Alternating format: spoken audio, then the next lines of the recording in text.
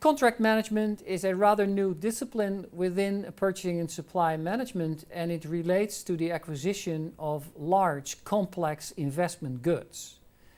Examples here are buildings.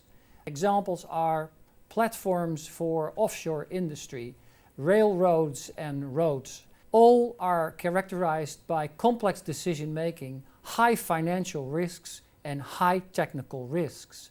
In the contracting process, we identify 3 different steps. The first step is the pre-contractual stage. The second is what we call the contractual stage. And the third step is the post-contractual stage. And within the pre-contractual stage, we always can see that when it deals with preparing for these complex projects, we have to identify basic design and engineering and tendering. Engineering is aimed at defining the project specifications and the project scope. And tendering is about organizing the whole process to select the best construction firm or service provider. In the contractual stage, we talk about contract negotiation and closure. And the post-contractual stage, there we identify several sub-steps, including detailed project engineering and planning, subcontracting and procurement, project execution, testing and delivery, maintenance and guarantee period, and the claims, handling claims after the project has been delivered.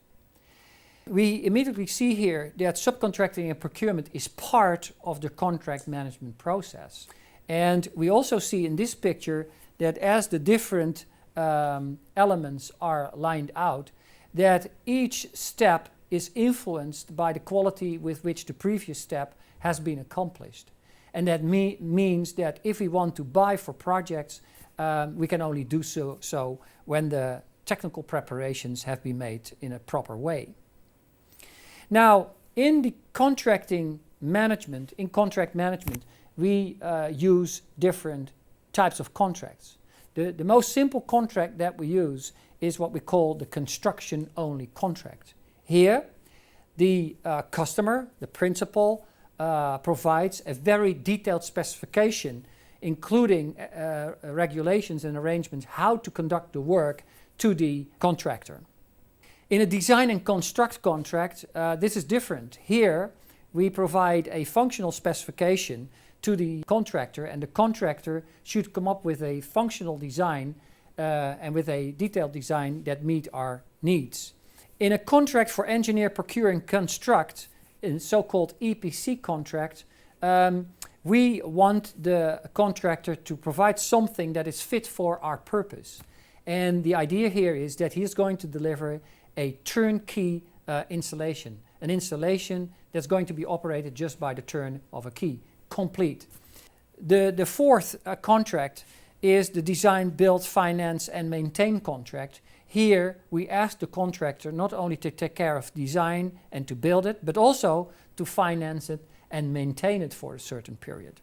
We call that an integrated contract.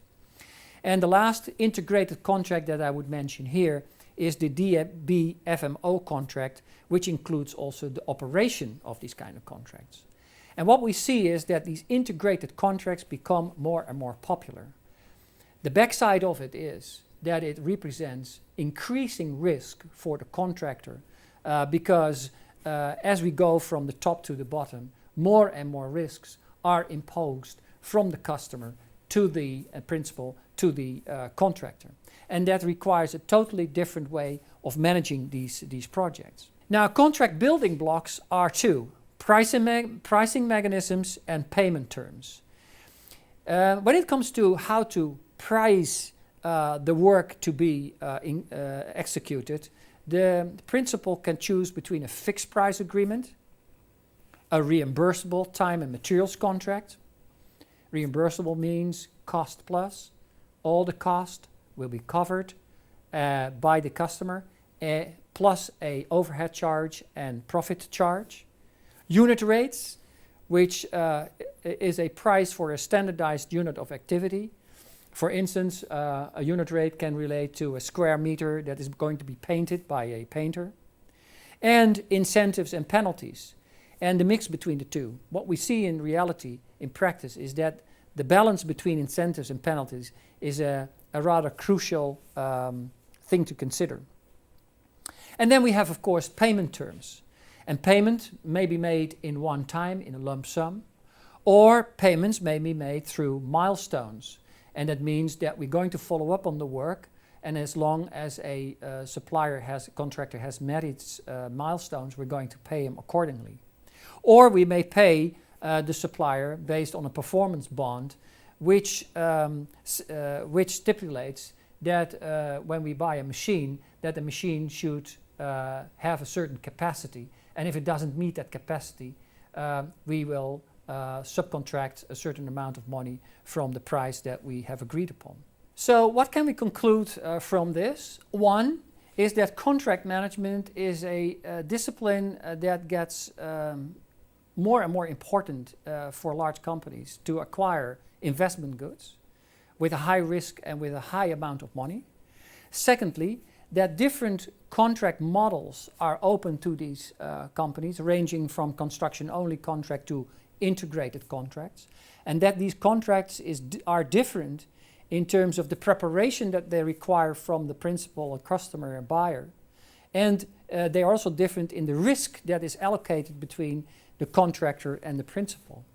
The more integrated the contract becomes, the more risk is allocated to the contractor. The contractor should be prepared for that.